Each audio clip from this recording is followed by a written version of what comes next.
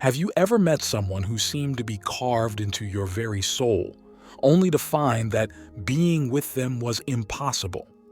Imagine the experience in its entirety, meeting a person who not only commands your attention, but who seems to awaken every single cell in your body.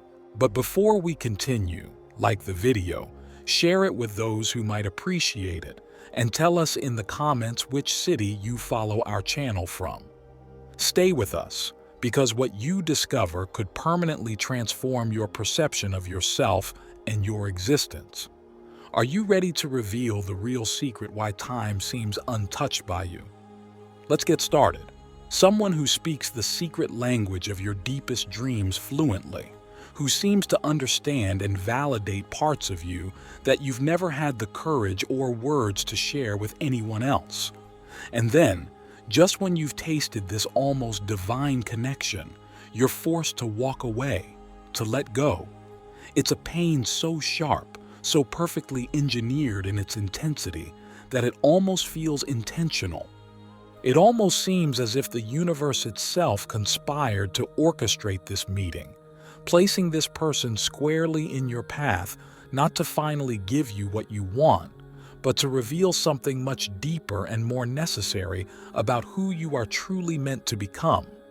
Carl Gustav Jung, the pioneering psychologist who boldly mapped the unexplored territories of the human psyche, firmly believed that nothing in our complex emotional lives happens by chance. Every encounter, every joy, and most importantly, every pain has a precise meaning and purpose. According to Jung, when we cross paths with someone with whom, for insurmountable reasons, we cannot be someone who lights up our soul like a supernova but remains hopelessly out of our reach, we are not experiencing a cosmic joke or a cruel quirk of fate. On the contrary, we are receiving a sacred invitation to participate in one of the most powerful and transformative experiences that life has to offer. This is not romance in the conventional and often superficial sense of the word.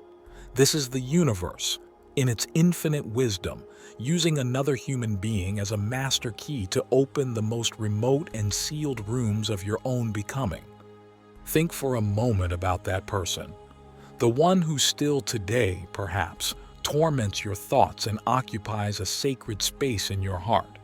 The one who appeared in your life like a blinding flash in a night sky, illuminating as if by day interior landscapes whose existence you did not even suspect. The reasons for the impossibility can be endless and cruel in their specificity. Perhaps that person was already romantically involved with someone else, trapped in a bond they couldn't or wouldn't break. Perhaps the timing was catastrophically wrong, with your lives moving in opposite and irreconcilable directions.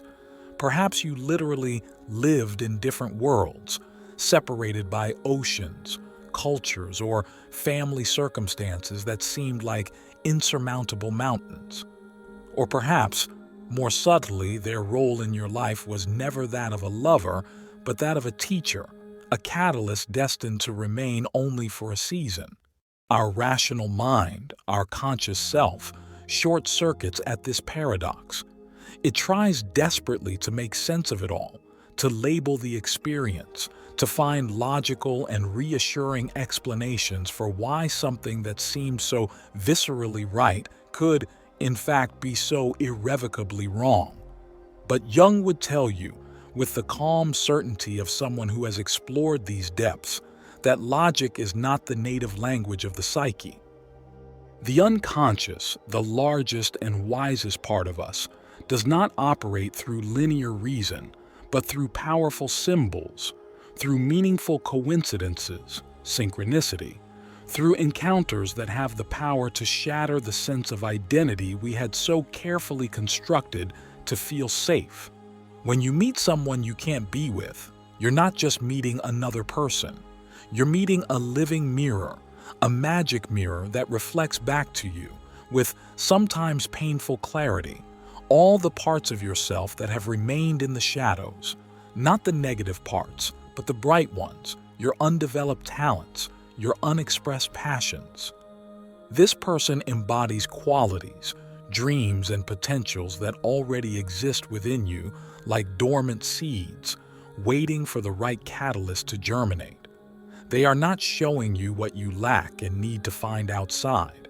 They are showing you the magnificence of what you are already capable of becoming. The magnetic, almost irresistible pull you feel toward them is not an attraction to them as individuals separate from you.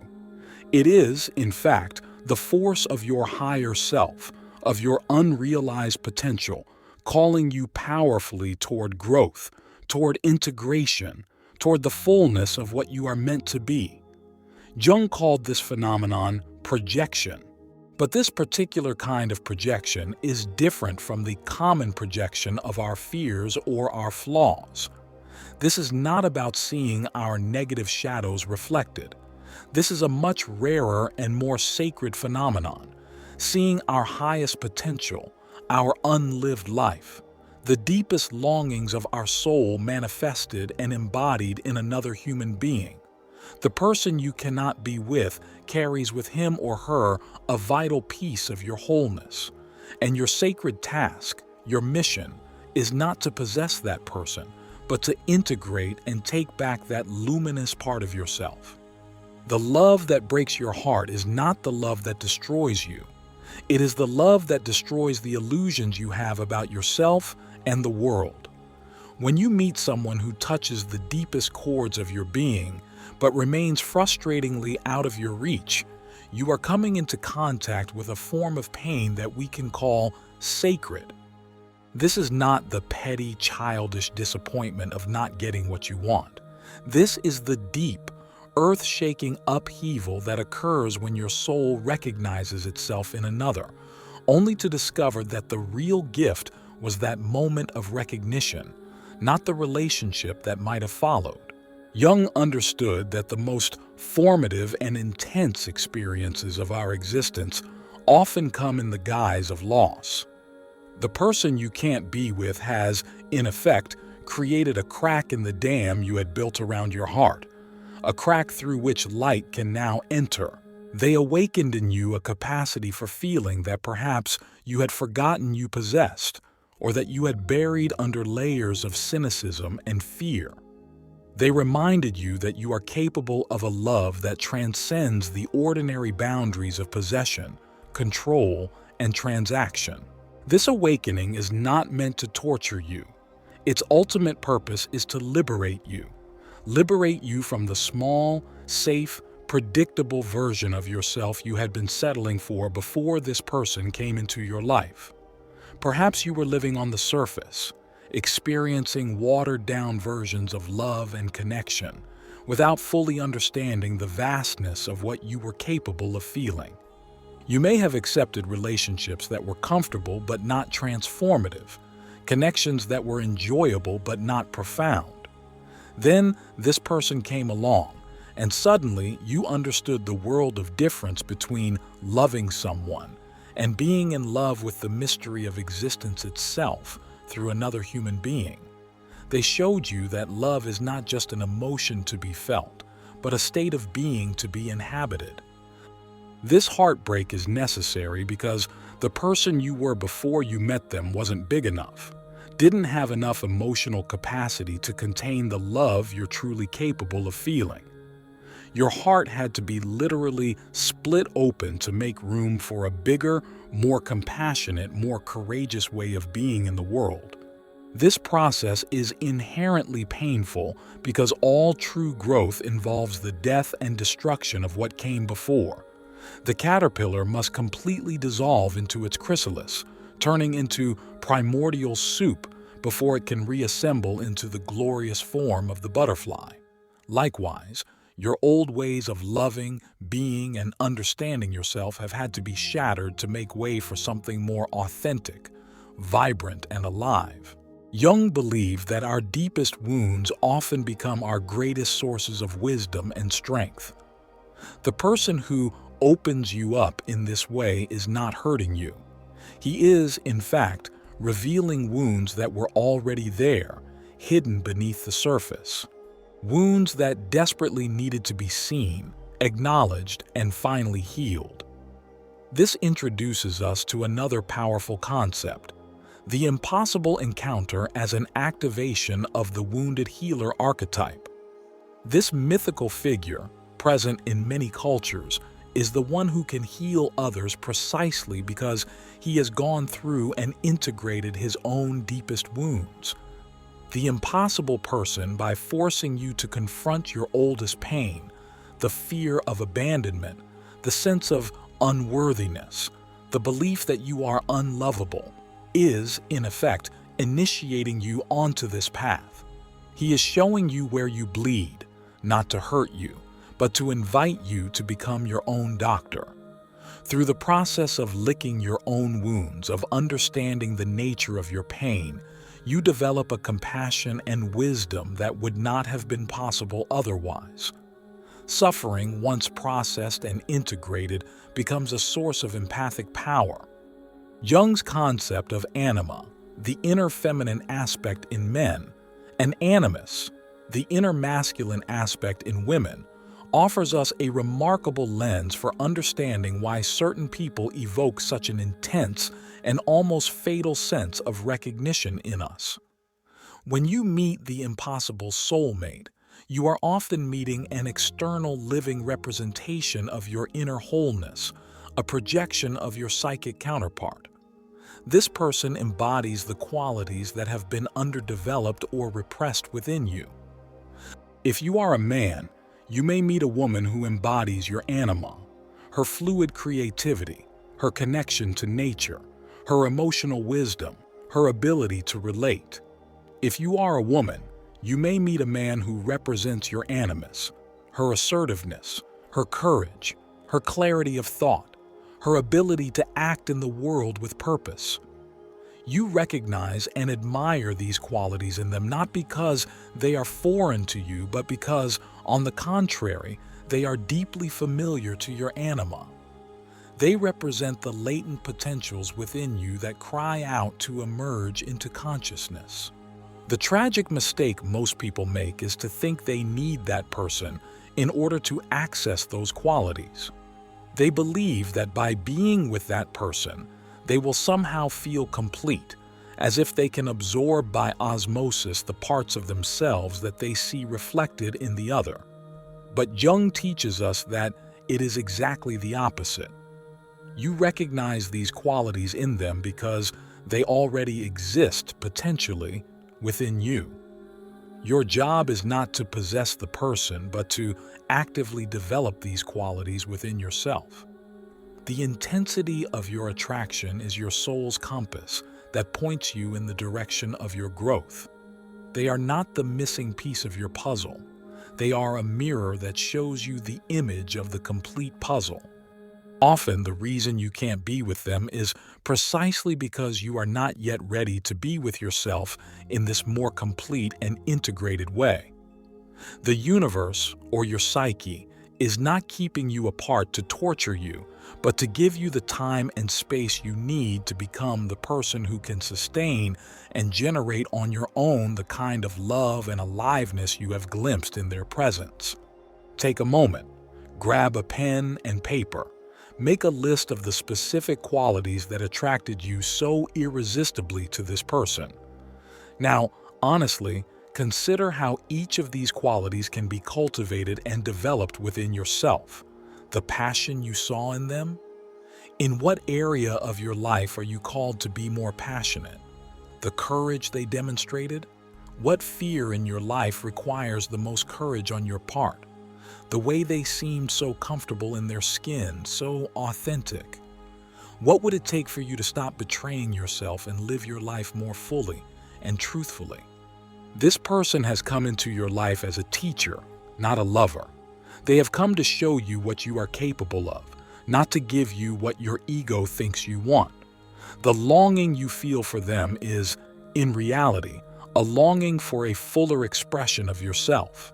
The love you feel for them is, in reality, love for your potential, for your becoming, for your sacred path to wholeness, which Jung called individuation.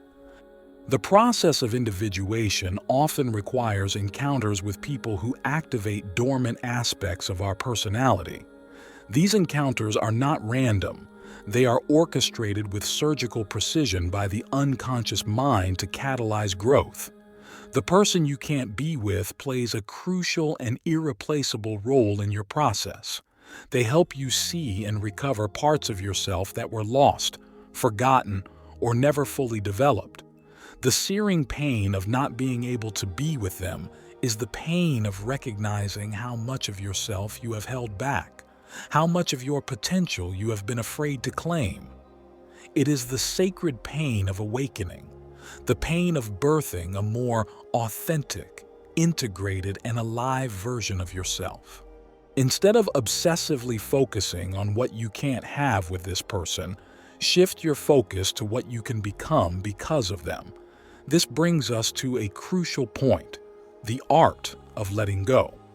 Letting go is not a single act of will, but an ongoing process, an active mourning and a daily choice. It means stopping to entertain the fantasy of a future that cannot exist. It means consciously withdrawing the psychic energy you project onto them and reinvesting it in yourself, in your work, in your creativity, in your existing relationships. It is an act of supreme loyalty to yourself and your path. Whenever your mind wanders back to them instead of indulging in nostalgia, you can use that moment as a reminder to ask yourself, what quality I saw in them can I embody, here and now? In this way, the thought of them is no longer a source of pain, but a catalyst for present action. Letting go does not mean erasing or forgetting. It means transforming their memory from an anchor that keeps you tied to the past to a sail that propels you toward your future. The relationship you thought you wanted with them was, in reality, a metaphor for the relationship you need to have with yourself. They weren't meant to be your destination. They were meant to be your guide, the North Star that pointed the way. They came to wake you from the slumber of everyday life, to shake you out of the comfortable slumber that keeps most people trapped in lives too small for their souls. Often, the reason you can't be with them is that the work they came into your life to do is done. They flipped the switch. They turned on the light. They opened your potential and showed you what you are capable of feeling and being. Now is the time for you to take full responsibility for that awakening, to integrate it into your daily life. If you were to stay with them, you might be perpetually tempted to depend on them for that feeling of aliveness, instead of generating it from within. What seems like a devastating loss is actually a graduation, a promotion to the next level of your spiritual development. The person you can't be with has done their job. They have awakened you to your own magnificence. Now is the time to honor this awakening by living it, embodying it, expressing it in every area of your existence. This does not mean forgetting them, but understanding that their importance transcends the personal. They have become part of your inner landscape, a permanent reminder of what you are capable of.